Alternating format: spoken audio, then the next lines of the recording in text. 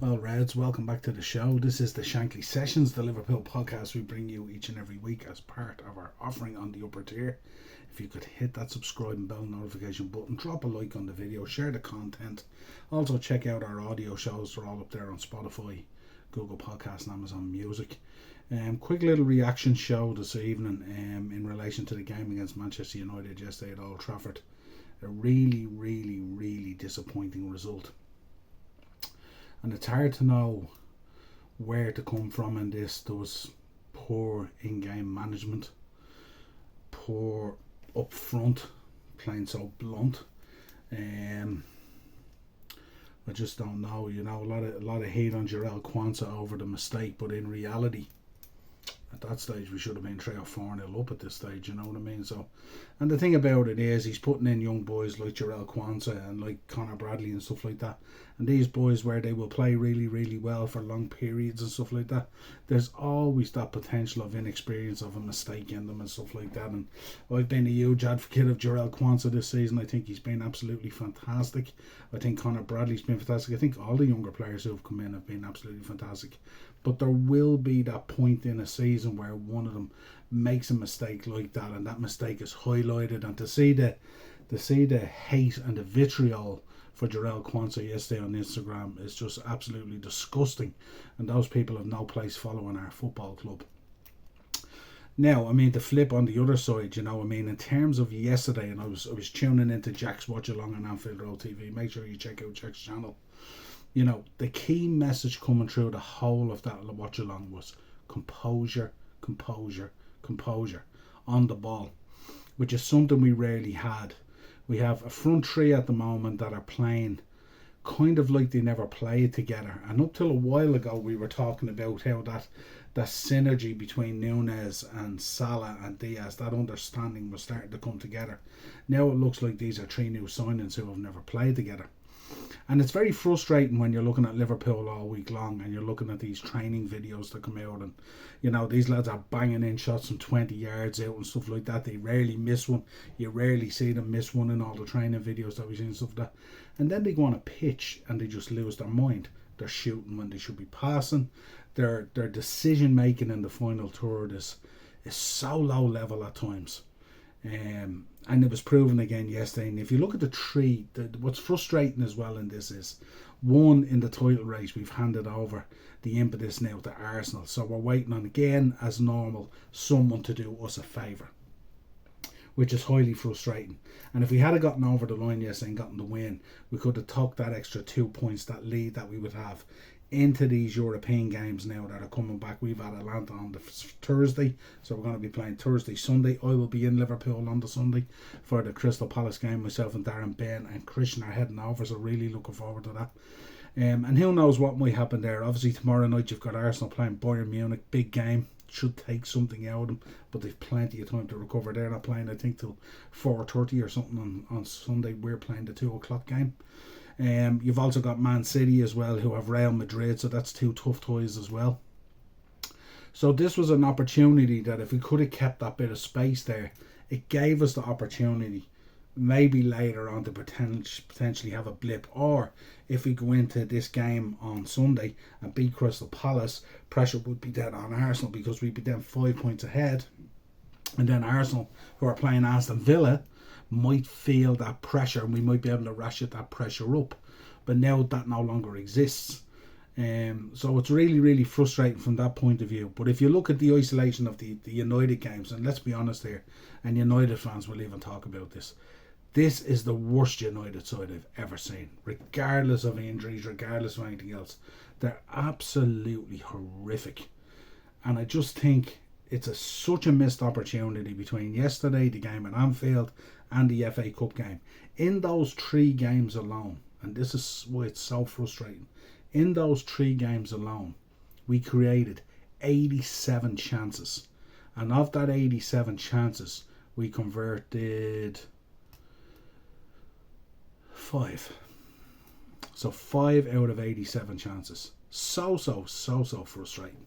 And when you think about the quality we have up front, you look at Salah there at the moment, who's just doesn't seem to be himself at the moment. Simple opportunities yesterday to put players in or even score. Simple little dink over the keeper, and instead he's blasting it to the moon. Lack of confidence there at the moment. You can see it in it. You can see it in his facials. You can see he's labouring as well. I'm wondering, is he actually fit? Because he's labouring around the pitch at times, and he's not moving, and he doesn't have that speed that he had prior to the AFCON. And with Darwin as well, Darwin's going to be one of those ones that's hot and cold and stuff like that. He creates a bit of chaos and stuff like that, but realistically, yesterday again, pretty poor. You look at Luis Diaz, who has been pretty good since his dad started mounting off about Barcelona, but again, with the volume of chances that he gets, and again his decision making to hang on to the ball, not release the ball to a player, not go on the outside as much as cutting back in, and he can read his game very, very easy. And from that point of view, he's quite easy to mark if you're a really, really good defender, because he doesn't cause that confusion that you need. But again, so poor. Took his goal, nice, the header off Darwin onto him, and he put it in, kind of shinned it in it went. Happy to get that again. But the number of chances and opportunities, that chance that we had at the death for him, you have to put that in. You have to hit the target with that at that level. It's just not acceptable at this stage, you know. And then, you know, we look at the broader picture, and the broader picture, of course, is Klopp's leaving us and all that kind of stuff, and we want to send Klopp off the right way, but he has to want to send himself off the right way, and the team has to want to send himself off the right way and stuff like that. And I'm just not seeing it at the moment.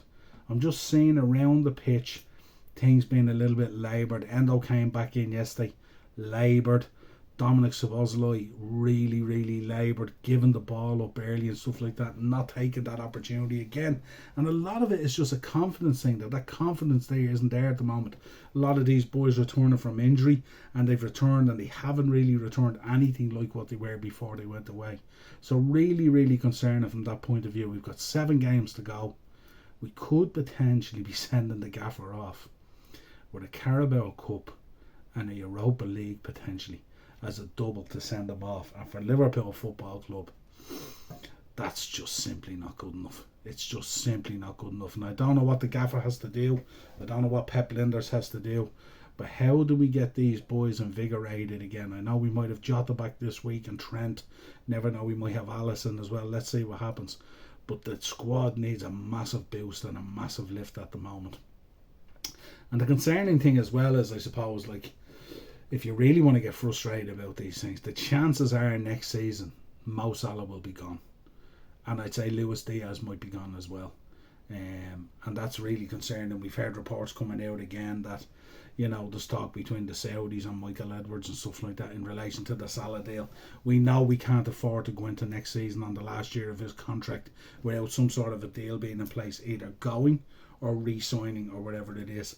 And I'm not sure whether Michael Edwards this time has the appetite to re-sign him. I think he needs to cash him in, and that's what his plan is, to get a big war chest of money in there for the new manager coming in, and we'll have to see. That's even progressing at the moment, so we'll have to see what way that goes. What a time for Jurgen to be leaving, you know, just at a time where there's a real shortage in the market of real quality managers out there.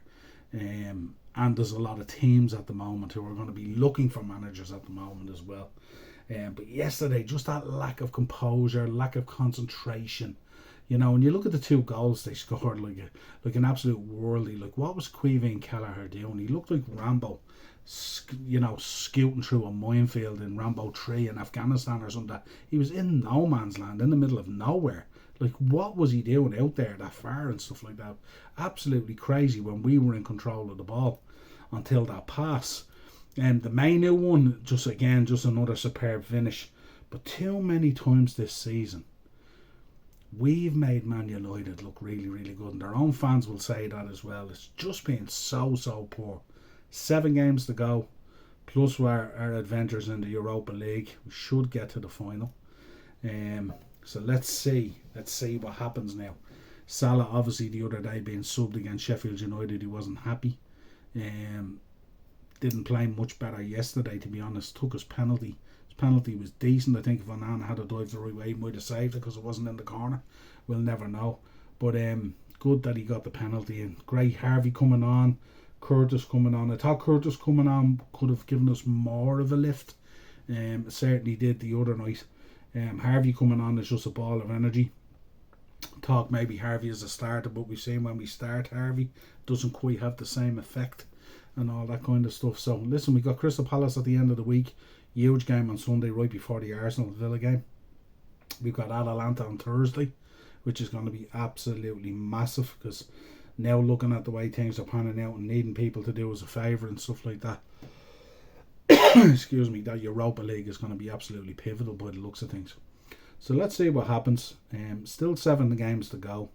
Still in and around it, but just the way we're playing compared to the way Arsenal's playing and the way Man City's playing, you wouldn't necessarily be putting your money on us, would you, at the moment, looking at the way it's panning out. But we can hope, Reds, and we've got to keep that hope alive once that hope is there.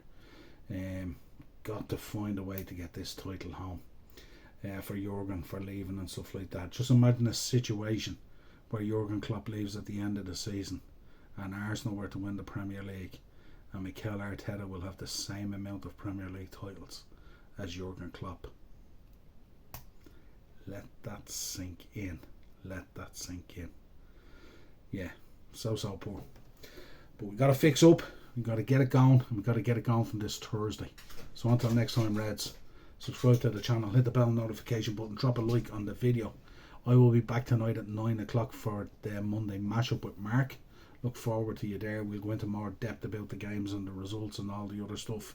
Everton with another point deduction. Sadly, Joe Kinnear passing away. Lots of stuff to talk about tonight.